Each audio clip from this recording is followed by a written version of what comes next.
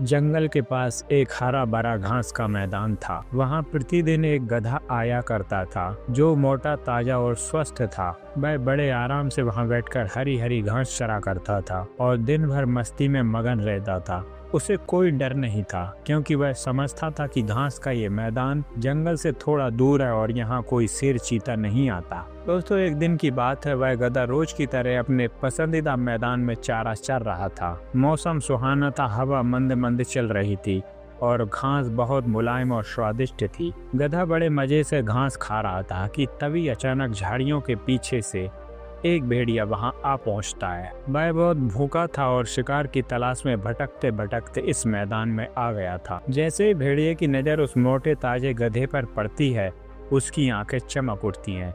उसके मन में विचार आता है, वह आज तो किस्मत खुल गई, कितने मोटे गधे का शिकार मिल गया तो कई दिन आराम से पेट भर खा सकूंगा। भेड़िया तुरंत एक पेड़ के पीछे छिप गया और गधे पर नजर रखने लगा। वह मौका ढूंढ रहा था कि कब वह गधे पर झपट्टा मारे, लेकिन गधा कोई मामूली जानवर नहीं था।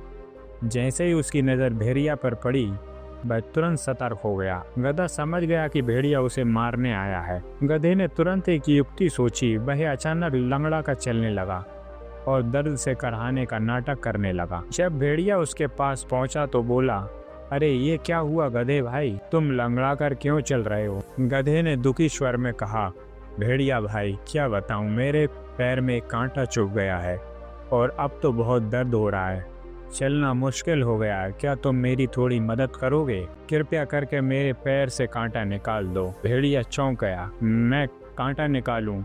मैं तो तुम्हें खाने आया था। गधे ने चालाकी से कहा, हाँ मुझे पता है तुम मुझे खाओगे ही, लेकिन सोचो जरा, अगर मेरे पैर में कांटा रह गया तो जब तुम मुझे खाओगे तो कहीं वो कांटा तुम्हारे गले में ना अटक जाए, तब तो तुम बहुत परेशान हो जाओगे। इसलिए पहले कांटा निकाल दो, फिर मजे से खा लेना। भेड़िया थोड़ा सोच में पड़ गया। उसे बात में दम लगा। उसने सोचा, सच में अगर कांटा मेरे गले में अटक गया तो मुसीबत हो जाएगी। पहले कांटा निकाल देता हूँ, फिर मजे से खाऊंगा। वह गधे के पास गया और उसके पैर पकड़कर कांटे को ढूंढने लगा। तभी गधे ने मौका देखकर एक जोरदार लात भेड़िए के चेहरे पर दे मारी। भेड़िया दूर जाकर गिरा और उसके होश उड़ गए। उसकी आंखों के सामने अंधेरा छा गया। जब वह संभला और उठकर देखा तो गधा वहां से बहुत दूर भाग चुका था।